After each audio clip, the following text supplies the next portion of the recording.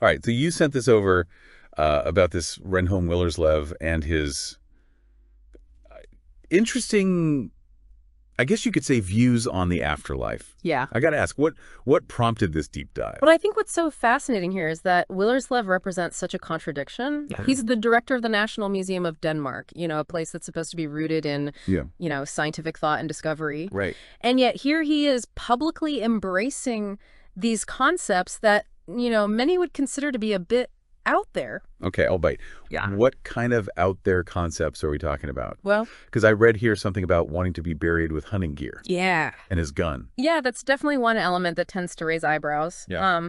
But this idea that what we're buried with has some kind of significance in a supposed afterlife, Right. this is not a new concept at all. Okay. Willerslev has studied indigenous cultures pretty extensively, Yeah. and this belief that these objects have power in the afterlife, Okay. it pops up again and again across cultures and throughout history. Interesting. And I think it speaks to a very human need, right? Yeah. For continuity, For sure. for some part of our identity to kind of like persist even after death. So far, so good. Right. But I'm guessing there's more to this than just packing the right suitcase for the afterlife. Yeah, that's where it gets a little bit more complicated. Okay. Because Willerslev seems to be arguing that the lack of concrete proof against an afterlife Okay. is somehow just as valid as any argument for it. Hmm. He even compares it to Darwin's theory of evolution, Wow. suggesting that our understanding of consciousness might be on the cusp of a similar paradigm shift. Hold on. A Darwinian shift? I need you to unpack that one for me. Yeah. I'm not sure I follow. Basically, what he's saying is that just as Darwin's ideas completely revolutionized our understanding of biology, Right. he thinks something similar could happen with consciousness. Okay. Right now, we don't have a concrete way to explain what happens to it after death. Right. So he's saying that leaves the door open for, well, anything. Okay, so he's suggesting that there's some major scientific breakthrough coming. Yeah. That's just going to completely change how we view consciousness. That's the gist of it. Yeah. And he ties this into these advancements that are being made in neuroscience, Okay. specifically in our understanding of things like dementia and Alzheimer's. Right. His argument is that as we unravel the complexities of the brain, Uh-huh. we might stumble upon the key to understanding what consciousness actually is, Okay. and perhaps what happens to it after we die. Interesting. Right.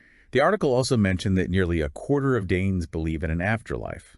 Yeah. That's a significant chunk of people. It does make you wonder, right? Okay. Like, Willerslev argues that, belief in an afterlife was the norm throughout human history. Right. And it's only been relatively recently that it's been pushed aside in favor of more, empirical explanations for things. So we've gone from burying pharaohs with their riches to, what, hoping for a good Wi-Fi connection on the other side? Well, not exactly. But he does seem to be suggesting that perhaps those ancient cultures with their elaborate burial rituals and focus on the afterlife were tapping into something that we've since lost sight of in our modern world. I would love to be a fly on the wall when he tries to explain that one to the museum board. Right. We're updating the Egyptian exhibit to include Wi-Fi hotspots for the afterlife. Maybe not for a museum exhibit, but I think on a deeper level. Okay. Willerslev's perspective does challenge us to kind of confront our own mortality. Okay. It forces us to ask ourselves, what do we believe happens after we die? Right. And why does it matter? Those are questions that have been with us for centuries. Exactly. But I gotta admit, I'm still stuck on this image of Willerslev, like, packing his hunting gear for the afterlife. Right. That's a bit, well, A bit much. yeah, that's one way to put it. Yeah. But before we fully unpack Willerslev's, shall we say, unique afterlife starter kit, Right. I think it's time we dig a little deeper into his arguments. Well, it's interesting because his views on the afterlife seem to really stem from this interpretation of scientific progress, Okay. or perhaps more accurately, the lack thereof. Okay, so you're saying he sees this lack of definitive proof against an afterlife Yeah. as somehow validating his beliefs. In a way. That seems a bit like saying, because we haven't proven unicorns don't exist, they must be real. It's certainly a leap in logic. Yeah. But he does draw this parallel to, like, historical shifts in scientific thought.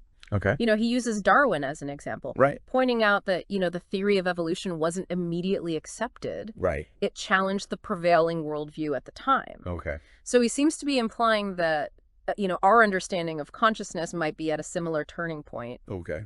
due for what he calls this Darwinian shift.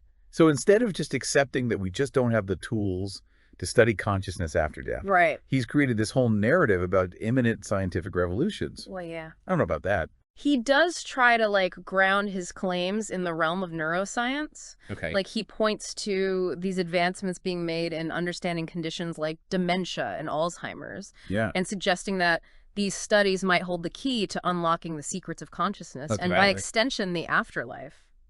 Okay, I'll grant you neuroscience is a fascinating field, and it's rapidly developing. Right. But I think even the most optimistic researchers would hesitate to claim that we are anywhere close to understanding what happens to consciousness after death.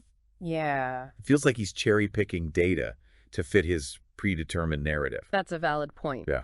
But let's shift gears for a moment Okay. and talk about his fascination with burial rituals. Okay. He seems particularly fixated on the practices of ancient cultures. Oh, you mean his insistence on taking his hunting gear to the grave? Yeah, exactly. That's the part of this whole thing I find the most baffling. It is a bit unusual. It really is. Even for someone who spent years studying indigenous cultures, Right. the article quotes him as saying, and I quote, "I want to have my gun because you don't know what might come along."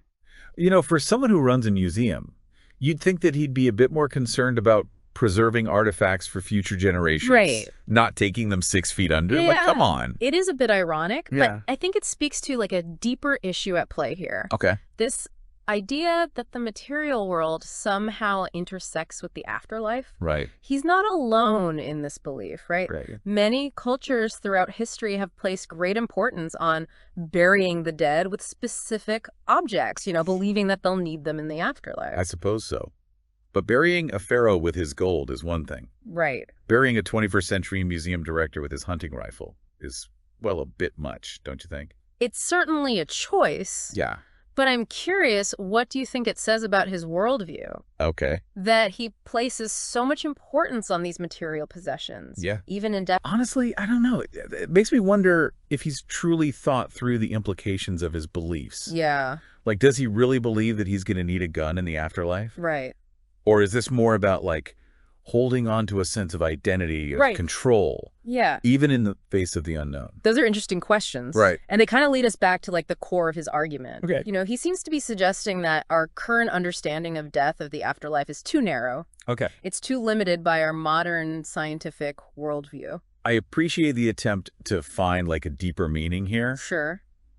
but so far all I'm seeing is a lot of speculation and not a lot of substance. Fair enough. But before we write off Willersleev's ideas entirely, Okay. let's explore one more aspect of his argument. Okay. This claim that belief in an afterlife was once the norm, not the exception. Okay, so Willersleev's arguing that believing in an afterlife used to be commonplace. Right. But, I mean, isn't that kind of moot point? Well, Like, times change, knowledge evolves. yeah. I mean, we don't dismiss the germ theory of disease just because people used to believe that illnesses were caused by bad smells. Right, that's true. Right. But I think what Willerslev is suggesting is that somewhere along the line, in our rush to, embrace scientific progress, we might have kind of discarded valuable insights from those older ways of thinking. Okay. He points to, these elaborate burial practices of ancient cultures as evidence that Right. that maybe they understood something about death, about consciousness that we've since lost sight of. I see what you're saying, but it feels like a reach. Okay. Should we also, like, start consulting oracles and sacrificing animals before major life decisions? Right. Just because that's what they did back then? Well, no, of course not. Right. But I think his point is more that we shouldn't be so quick to dismiss the beliefs of, entire civilizations Right. as mere superstition. Okay. He seems to be advocating for a more nuanced view of history, Okay. one that acknowledges the limitations of our current understanding and remains open to the possibility that there might be more to the universe than meets the eye, so to speak. You know, for someone who runs a museum dedicated to preserving history, he seems awfully eager to rewrite it. Right. To fit his own narrative. Yeah. I'm still struggling to get past this whole, like, being buried with his hunting gear. Yeah. It's like he's preparing for some cosmic hunting expedition Yeah. instead of, facing the reality of death. It's a striking image for sure. Yeah. And it speaks to a recurring theme in his work. Yeah. This idea that we can somehow control or influence what happens to us after we die. Right. Which, I mean, it's a very human desire, I suppose, this need to kind of exert some agency over the unknown. Right. If I'm being honest, it all feels a bit self-indulgent. Okay. The man wants to be buried with a gun. Right. What's next, requesting a Viking longship send-off, complete with flaming arrows and a sacrifice to appease the gods? A bit extreme for a museum director, perhaps, but on a more serious note, Okay. I do think that Willerslev's views, while unconventional, Right. they do raise some interesting questions Okay. about our relationship with death, Okay. with the unknown. Totally. He's challenging us to confront our own mortality, Right. to consider what we truly believe happens after we die and why those beliefs matter. You're right. Those are important questions, even if his answers leave something to be desired. Yeah. I suppose this deep dive has been a useful exercise in critical thinking, Yeah. even if it's left me feeling a bit skeptical. Skepticism is healthy, True. especially when dealing with, such weighty topics. Right. And ultimately, I think that's the key takeaway from our exploration of Rain Willerslev's perspective. Okay. Whether we agree with his conclusions or not, Right. he is encouraging us to, engage with these big questions, to Yeah. keep our minds open to possibilities, Yeah. and to approach the mysteries of life and death with a sense of curiosity and wonder. Well said. And on that note, I think it's time for us to wrap up this deep dive. I'm not sure I'm convinced by Willerslev's arguments, but I'll give him this. He's certainly given us a lot to think about. And who knows, maybe there's a lesson to be learned from his unconventional perspective, even if it's just to appreciate the wonders of the known universe while we're still here to experience them. Thanks for joining me on this thought-provoking journey. Until next time, keep exploring, keep questioning, and keep those minds open to the endless possibilities of the universe, even if they don't involve hunting gear in the afterlife.